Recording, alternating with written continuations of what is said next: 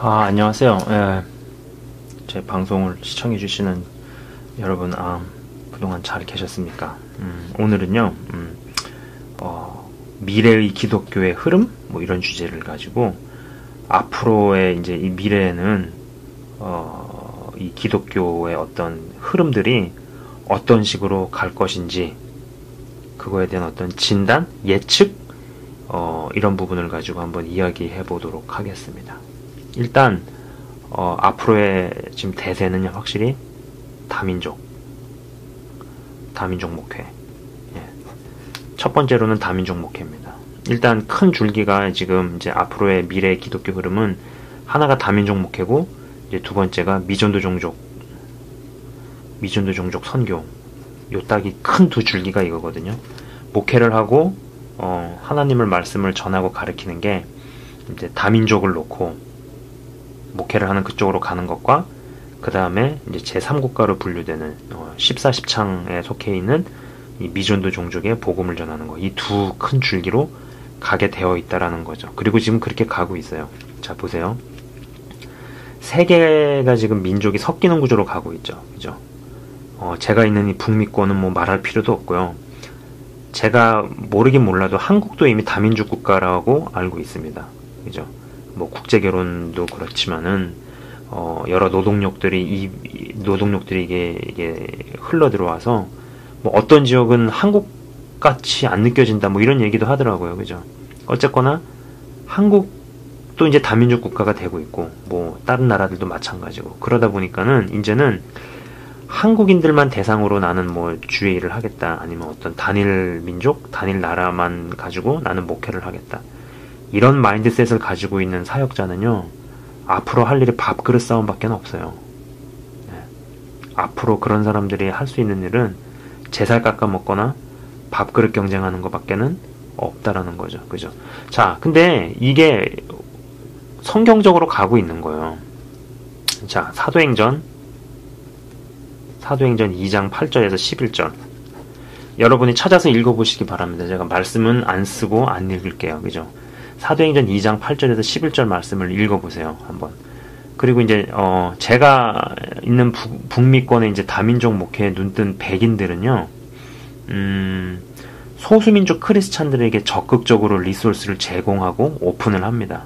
지금 저도 그런 교회를 지금 다니고 있고, 이제 그런 결과로 어떤 일들이 일어나면은 젊은이가 없는 노령화된 교회들이 막 살아나고, 소수민족 출신의 크리스찬들이 예수 믿는 모습을 보고 백인들이 도전을 받는 일도 지금 생기고 있어요. 뭐 이민을 온 크리스찬들이 백인들을 깨우는 역선교가 나타나는 거죠. 역선교. 실제로 제가 다니는 교회에는 이란 사람들이 많이 있습니다.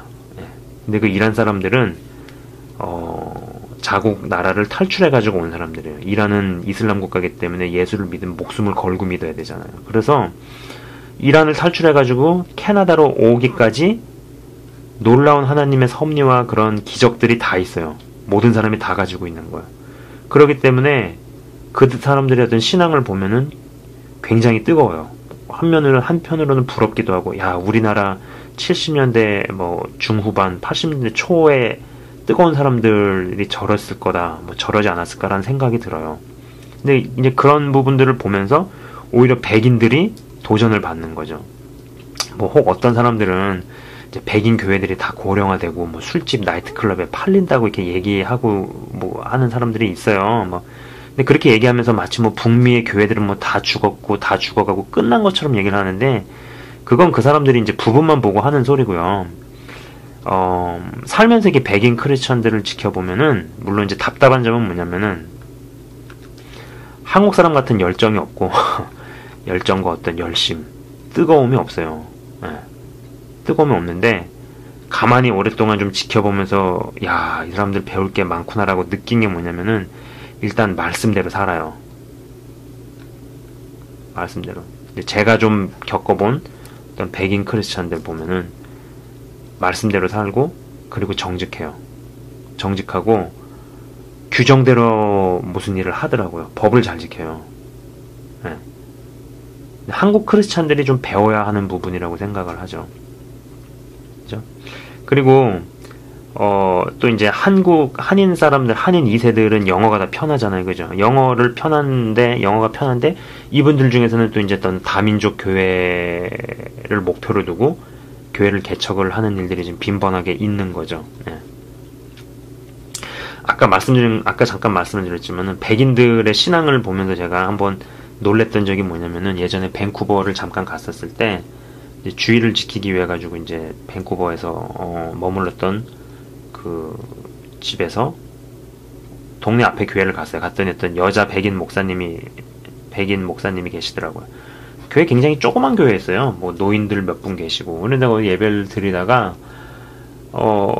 이분을 이제 엄마라고 부르면서 누가 오는데 이게 한국 사람이었더라고요. 한국 사람. 근데 한국 사람인데 그래서 어떻게 된 거냐 물어보니까 이 여자 백인 목사님이 한국인 고아를 입양을 해가지고 성인의 나이 때까지 키워냈더라고. 키워내고 이제 독립을 시킨 그 자녀가 있는 거였어요.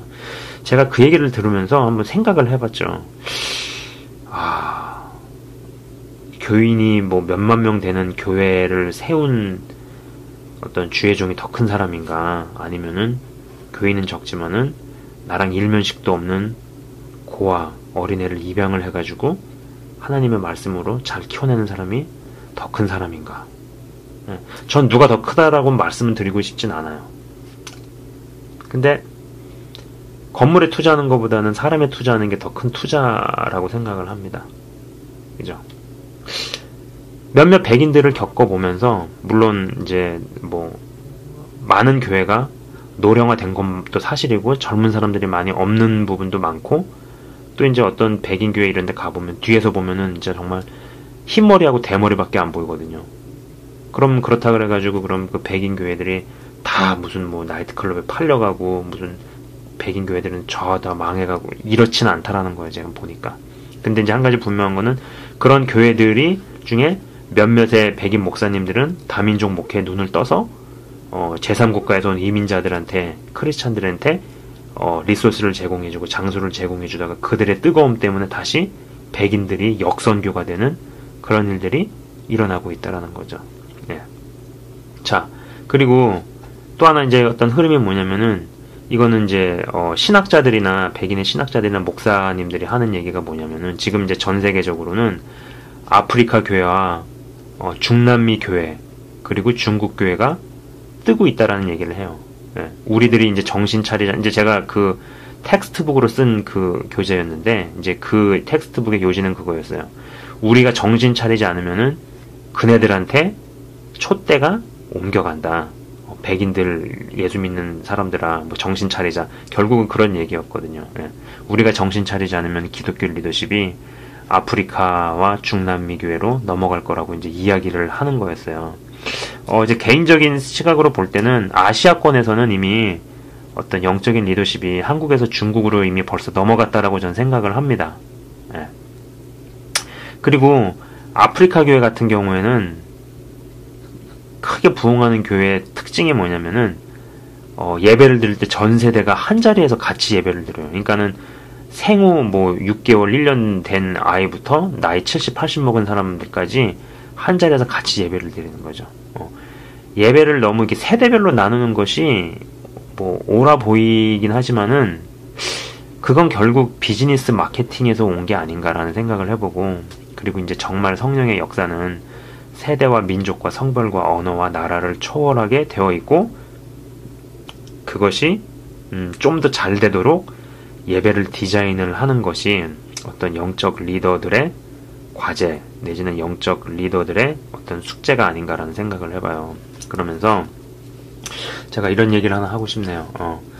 터키에서 어떤 집회가 하나 열렸어요. 실제로 집회 열렸는데, 여기서 이제 예배를 드리고 할 때 어떤 행사예요. 행사인데 주요 언어는, 그러니까 메인 스피커들이 와서 말씀을 전하고 설교를 하는 언어는 영어 아니면 한국어로 진행이 되고, 그리고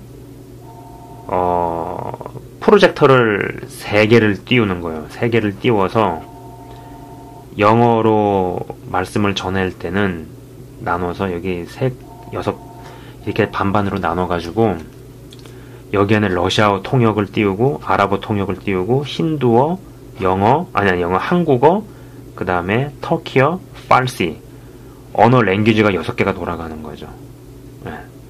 그리고 여기 이제 참여한 사람들은 뭐 터키 사람도 있고 러시아 사람도 있고 인도에서도 오고 그 다음에 이제 그쪽 지역 터키를 둘러싸고 있는 많은 그 아랍권 국가에서 목숨 걸고 예수 믿는 사람들 오고 그 다음에 이제 미국이나 캐나다에서 뭐 2세들도 오고 한국 사람도 오고 또 한국에서도 오고 그러니까는 되게 많은 나라에서 사람들이 와가지고 이제 예배를 드리는 거예요. 예.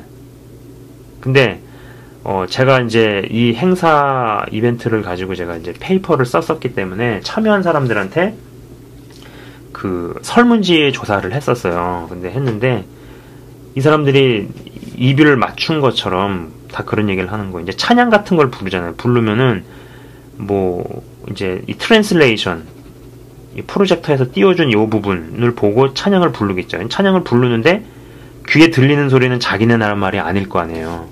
6개 국가가 다 짬뽕이 돼서 들릴 거 아니에요.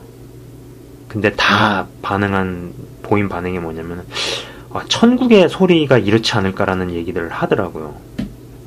제가 설문지를 돌린 사람들은 서로 말을 맞춘 것도 아닌데 예. 그런 식으로 가는 예배가 미래에는 어떤 대세가 되지 않을까 또 그런 식으로 지금 환경들이 만들어지고 있는데 근데 결국은 이게 사도행전에 나온 2장 8절에서 11절까지의 그런 말씀들 환경이 그렇게 지금 가고 있다라는 거죠. 자, 다민족 목회 이쪽으로 간다라는 거. 두 번째는 미전도 종족 선교. 점점 세계가 섞이는 현상 때문에 이제 미전도 종족 선교도 속도가 빨라지고 있어요. 그죠? 개인적으로 많은 사람들이 이제 마지막 때 징조에 미쳐 있고 마치 뭐라도 될 것처럼 얘기해도 저는 사실 별로 관심이 없었어요. 왜냐면은 이제 물론 그 주제에 대해서는 제가 올린 방송도 있지만은 마지막 때 징조에 관한 말씀보다 더 어떤 우선순위에 있는 거는 세계 복음 전파에 대한 그러니까 세계 복음 전파가 다 끝나면은 끝이 오리라 그렇게 얘기를 하셨잖아요. 근데 이제 마지막 때가 가까워지면 이러이러한 일들이 일어난다. 이 부분이 급이 낮거든요. 근데 많은 사람들은 징조에 많이 관심들이 있잖아요. 그래서 저는 그게 싫었어요. 근데 이제 정말로 때가 가까워오고 있다는 영감을 실제로 이제 이란이나 이집트 같은 곳에서 일어나는 이야기를 듣고 제가 이제 어떤 확 느낌을 받게 된 거죠. 예. 제가 이제 다니는 학교에 교수 중에 이집트 콥틱 크리스찬 4대손이 있거든요. 예. 뭐 여러분 아실지 모르겠지만 이집트 콥틱 교도들이 신앙의 프라이드가 대단한 사람들이에요. 왜냐면은 이슬람의 어떤 그런 핍박에서 우리는 견뎠다. 뭐 이런 프라이드가 있거든요. 실제로 이집트에서 예수 믿는 사람들 굉장히 뜨겁고요. 아무튼 근데 4대째 내려오는 그 사람이 이제 선교를 가리키는 교주인데 이분이 이제 얘기하는 것 중에서 이제 중동 같은 경우는 이제 세럴라이트 디시라 그러잖아요. 그 위성 안테나, 위성 접시 이런 거를 통해서 그것들이 이제 복음 전파에 어마어마하게 일을 하고 있고 이제 이란 같은 경우는 모든 사람이 다 똑같은 예수님 꿈을 꿔가지고 마을 하나가 통째로 주님께 돌아오는 일이 발생을 하고 있어요. 이거는 아프간도 이제 마찬가지인 거예요. 사실 선교사들이 가도 이란이나 아프간으로 얼마나 많이 가겠어요. 그죠? 게다가 아프간은 또 갔다가 뭐 죽은 사람도 있고 뭐 이런 얘기 나오고 나가지고 더 그랬는데 그러니까는 뭐 선교사들이 많이 안 가고 뭐 그러다 보니까는 그렇다고 해서 뭐 하나님이 거기네 사람들은 뭐 덜 사랑하시고 이미 믿고 있는 사람만 사랑하시고 그러나요? 그게 아닐 거 아니에요. 그러니까는 뭐 복음을 전하러 가는 사람도 없고 너무 위험하고 하다 보니까 이제 하나님께서 직접 혼자서 당신이 직접 일을 하시는 거죠. 막 꿈속에 다 나타나고 2만 몇천 명이 3만 몇천 명이 동시에 다 똑같은 꿈을 꾸면은 그걸 어떻게 개꿈으로 치부를 하겠어요. 다 엎어지고 나오는 거죠. 그러다 보니까 2013년도에 보고마율이 가장 높은 나라가 1위가 아프간이고 2위가 이란이에요. 네. 이러한 상황에서 만약에 이제 통일이라도 되면은 선교 속도는 더 가속화되겠죠, 그죠?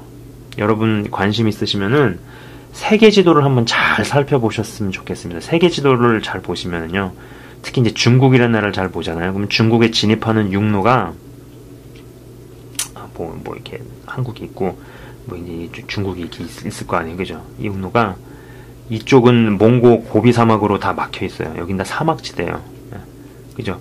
이쪽은 산맥으로 막혀 있고 이쪽은 늪지대고 그래요. 그래서 이제 이런 데는 들어가는 데는 다 그 부두가 있고 배로 들어가는 길이고, 육로로 갈 수 있는 데는 북한밖에 없어요. 이거는 예수를 안 믿는 경제학자들이나 이런 사람들도 다 얘기를 하는 부분이에요. 사막, 산맥 혹은 어떤 산맥 혹은 어떤 늪지로 막혀 있고 나머지는 배로 진입을 해야 되죠. 육로로 갈 수 있는 곳은 북한밖에 없거든요. 그렇기 때문에 다른 지역보다 중국 같은 일당 독재도 아닌 무려 3대에 걸쳐서 1인 독재로 지금까지 끌어오는 데는 다 이유가 있는 거예요. 여기를 아주 핵심적으로 막는 거죠. 무려 거의 70년 가까이 끌어오면서. 지금 막 아프간이나 이란도 막 그렇게 막 어마어마하게 하는 판에 여기까지 뚫리게 되면은 속도는 더 가속화될 겁니다. 그죠? 자, 이러한 맥락에서 이제 어떤 분들은 뭐 한국과 중국과 일본의 연합을 얘기하는 분도 있고, 또 어떤 분들은 뭐 이제 북미권에 뭐 흩어진 예수 믿는 디아스포라들이 뭐 준비가 돼서 뭐 어떻게 하고 이런 것들을 뭐 거시적으로 얘기하는 분도 있고, 뭐 이제 다들 그분들 나름 다 사명이 있고 뭐 조금씩 조금 다른 얘기를 하지만은 큰 관점에서 보면 이제 퍼즐이 맞춰지고 그림이 나오게 돼 있죠. 그런 시대로 가고 있는 거죠, 그죠? 자, 좀 정리를 해볼게요. 이제 앞으로의 기독교의 어떤 큰 흐름은 이제 다민족 목회 아니면 미전도 종족 선교다. 쉽게 얘기해가지고 이 두 개 빼고는 할 게 없다. 뭐 그런 얘기로 보셔도 돼요. 나는 한국 사람만 대상으로 뭘 할 거야. 나는 나는 누구 어떤 민족만 대상으로 할 거야. 그런 사람은 이제 앞으로 할 일이 밥그릇 싸움밖에 없어요. 제살 깎아먹고 밥그릇 싸움밖에는 없을 겁니다. 예. 그러니까는 지금 이제 큰 흐름이 그렇게 가고 있다라는 거. 우리가 알던 선교에서 막 역선교도 일어나고 뭐 여러 가지 일들이 일어나고, 그리고 이제 크게 보셔야 되는 건 뭐냐면은 민족과 언어와 어떤 나라와 이런 것들이 점점 섞이는 구조로 가고 있다라는 거죠. 예. 그런 상황에서 내가 주님을 어떻게 믿고 주님께서 무엇을 원하시고 주님이 이끌어 가시는 방향에서 내가 잘 맞춰가고 있는지 한번 여러분도 잘 골똘히 생각해 보시는 시간이 되었으면 좋겠습니다. 예, 이상 마치겠습니다. 시청해 주셔서 감사합니다.